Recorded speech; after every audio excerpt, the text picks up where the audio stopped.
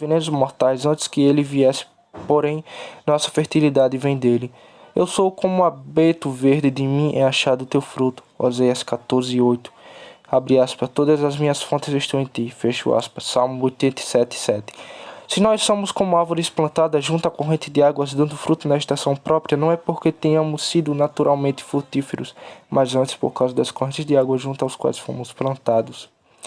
Jesus é quem nos faz fecundos. Abre aspas, quem permanece em mim e eu nele, esse dá fruto. Fecho aspas. Jó 15:5.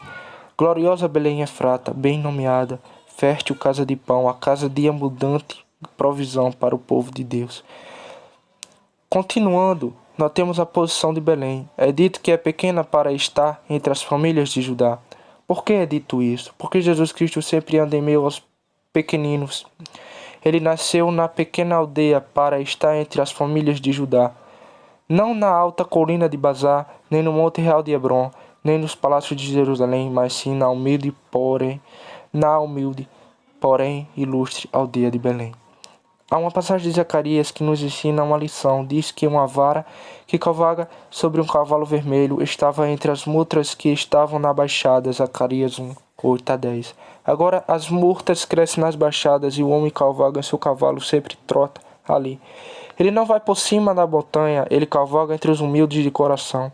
Abre aspas. Todavia, para este homem eu olharei, para aquele que é pobre e de espírito humilde e treme diante de minha palavra. Isaías 66:2. Há alguns pequenos entre nós hoje, abre aspas, pequena para se achar entre os milhares de Judá, fecho aspas. Ninguém jamais escutou o nome de vocês, não é verdade? Se o enterram e escrevem seus nomes em suas tumbas, passariam despercebidos. Os que passassem ali diriam, esse não significa nada para mim, nunca o conheci. Você mesmo não sabe muito de si próprio, nem possui uma grande opinião sobre si mesmo. Talvez as duras penas possa ler. Ou se tem alguma habilidade e talento, é desprezado pelos homens. Ou se não é desprezado por eles, você mesmo se despreza. É um dos pequenos. Bem, Cristo sempre nasce em Belém entre os pequeninos. Cristo nunca entra nos grandes corações. Cristo não habita nos grandes corações, mas nos pequeninos. Os espíritos poderosos e orgulhosos nunca possuem Jesus Cristo, pois ele entra por portas baixas e janelas e jamais entrará por portas altas e elevadas. Quem possui um coração quebrantado e um espírito humilhado terá ao Salvador e ninguém mais além dele. Ele não cura nem ao príncipe nem ao rei, antes, abre aspas, ele sara os quebrantados de coração e lhe ata as suas feridas. Fecho aspas, Salmo 147, verso 3. Que doce pensamento, ele é o Cristo dos pequeninos. Abre aspas, e tu, Belém Efrata, por-te o que pequena entre os milhares de Judá, de ti me sairá o que governará em Israel. Fecho aspas. Não podemos abandonar esse ponto sem outro pensamento aqui. Quão maravilhosamente misteriosa foi essa providência que trouxe a mãe de Jesus Cristo para Belém no momento que ia dar à luz. Seus pais moravam em Nazaré e com que motivo teria desejado viajar nessa hora? Naturalmente teriam ficado em casa e não é nada provável que sua mãe tenha feito uma viagem a Belém, encontrando-se nessa condição especial. Porém, Augusto César promulga o edito que todo mundo deve ser recenseado. Muito bem, então que sejam recenseados em Nazaré. Não, agradou a ele que todos deveriam ir para a sua cidade. Mas por que Augusto pensou nisso precisamente nesse momento em especial? Simplesmente porque enquanto o homem pensa em seu caminho, o coração do rei está nas mãos do Senhor. Provérbios 21:1. 1000 variáveis se relacionaram entre si, como diz o mundo, para produzir esse evento. Antes de tudo, César tem um disputar com Herodes. Um certo alguém da família de Herodes foi deposto. César então diz, abre aspas, vão impor imposto à Judéia e vão convertê-la em uma província, em vez de mantê-la um reino separado. Pois bem, assim tinha de ser feito. Mas quando isso deve ser feito? Essa lei impossibilita-se disso. Começou quando Cirino era governador da Síria. Porém, por que deve ser levado a efeito justo nesse exato momento? Suponhamos que em dezembro, por que não foi feito no mês de outubro? E por que o povo não poderia ser recenseado no local onde morava? Não era seu dinheiro tão bom, aí onde se vivia como em qualquer outro lugar? Era um capricho de César, porém era o decreto de Deus. Ó, nós amados, amamos a sublime doutrina da absoluta predestinação eterna. Alguns têm duvidado que seja consistente com o livre-arbítrio do homem. Bem, sabemos que é assim que nunca vimos nenhuma dificuldade no assunto. Cremos que os filósofos metafísicos são os que têm criado as dificuldades. Nós não enxergamos nenhum problema. Corresponder-nos crer que o homem faz o que lhe bem parece, mas, no entanto, abre aspas, para este mesmo propósito eu te levantei, para mostrar o meu poder em ti e para que o meu nome seja declarado em toda a terra. Romanos 9:17. O homem faz o que quer, mas Deus também faz o que o homem faça o que ele quer. E mais, não só a vontade do homem está debaixo da absoluta predestinação do Senhor, antes todas as coisas grandes ou pequeninas são dele.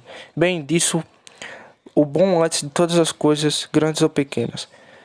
Bem, disso o bom poeta diz. Sem dúvida, o navegar de um nuvem tem a providência como seu piloto. Sem dúvida, a raiz de um cavalo é encarroada. Devido a um especial propósito, Deus rodeia todas as coisas, cobrindo o globo terrestre como ar. Fecho aspas.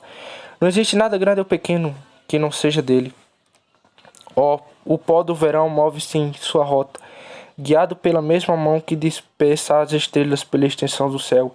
As gotas de orvalho têm seu pai e cobrem a pétala de rosa conforme Deus ordena. Sim, as folhas secas dos bosques, quando são emparamadas pela tormenta, têm uma posição assinalada de onde devem cair e não as pode modificar. No grande e no pequeno Deus está ali. Deus em tudo, fazendo todas as coisas de acordo com o seu conselho de sua própria vontade, e ainda que o homem busque ir contra seu Criador, ele não pode tal coisa. Isso nos leva ao terceiro ponto. Para que veio Jesus? Ele veio para ser governador em Israel. É algo muito singular que ele dissesse que Jesus Cristo ele era nascido, o rei dos judeus. Poucos algumas vezes nasceram como reis. Não creio que se encontre algum caso na história onde um menino tenha nascido rei. Nasceu como príncipe de Gales, talvez, e teve que esperar anos até que seu pai morresse. E então fizesse do herdeiro do rei uma coroa em sua cabeça colocado, e uma crisma sagrada e outras coisas estranhas desse tipo. Porém não nasceu rei. Não recordo de ninguém que tenha nascido rei, exceto Jesus. Existe um significado enfático nesse verso que cantamos, abre aspas, nascido para libertar teu povo, nascido menino, mas no entanto rei, fecho aspas. No instante que veio à terra, ele era um rei, não teve que esperar sua maioridade para poder assumir seu império.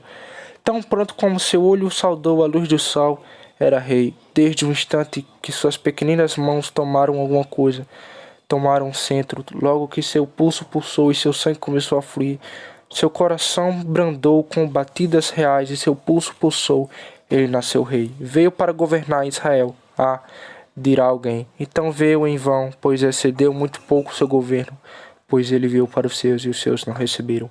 João 1:11. Veio a Israel, mas não foi seu rei, antes foi mais bem desprezado e mais rejeitado entre os homens. Isaías 53:3. Rejeitado por todos eles e abandonado por Israel, por quem veio.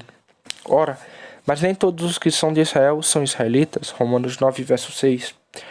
Nem tão pouco porque sejam da semente de Abraão, são todos também chamados. Ah, não, ele não é Senhor de Israel segundo a carne, mas é Senhor de Israel segundo o Espírito. Muitos lhe obedeceram em seu caráter de Senhor. Por acaso os apóstolos que se inclinaram diante dele e não lhe reconheceram como rei? E agora Israel não o saúda como seu Senhor? Acaso toda a semente de Abraão, segundo o Espírito, todos os crentes, pois ele é o Pai dos crentes, não reconheceram que Cristo pertence aos escudos dos poderosos, pois ele é o Rei de toda a terra, não governa em Israel? Aí sim ele verdadeiramente reina, e aqueles que não são governados por Cristo não são de Israel. Ele veio para ser Senhor de Israel. Irmão, você já se submeteu ao governo de Jesus? Ele é seu Senhor de seu coração ou não? Podemos conhecer a Israel por isso. Cristo veio aos seus corações para ser Senhor deles. Ó, dirá alguém, faço o que me dá na telha, nunca estive debaixo da servidão de ninguém. Ah, então você odeia o senhorio de Cristo. Ó, dirá outro, me submeta ao meu ministro, ao meu clérigo, ao meu sacerdote, e penso que o que ele me diz é suficiente, pois ele é meu Senhor. Fecho aspas. É assim? Ah, pobre escravo, não conhece sua dignidade, pois ninguém é seu Senhor legal, senão o Senhor Jesus Cristo. Ai, Diz outro: professei sua religião e sou seu seguidor. Fecho aspas. Mas ele governa em seu coração? Tem ele o comando de seu coração? Ele guia seu juízo? Você busca em sua mão o conselho quando prova dificuldades? Está desejoso de honrar-lhe e colocar a coroa sobre sua cabeça? Ele é seu Senhor? Se for assim, então você é um dos de Israel, pois está escrito, abre aspas, governará em Israel, fecho aspas. Bendito seja Jesus, tu és Senhor nos corações do que são teu povo, e sempre o serás. Não queremos outro Senhor salvo a ti, e nós nos submetemos a ninguém mais além de ti. Somos livres, pois que somos servos de Cristo. Estamos em liberdade, já que Ele é nosso Senhor, e não conhecemos nenhuma servidão, nem alguma escravidão, porque somente Jesus Cristo é o monarca de nossos corações. Ele veio para ser Senhor de Israel, e atende bem em sua missão. Não está, todavia, terminada, e não o terminará até as glórias futuras. Desde pouco verão Cristo vir de novo para ser Senhor sobre seu povo Israel e governará sobre eles não somente como Israel espiritual, mas também como Israel natural. Pois os judeus serão restaurados à sua terra e as tribos de Jacó cantarão nas naves de seu templo.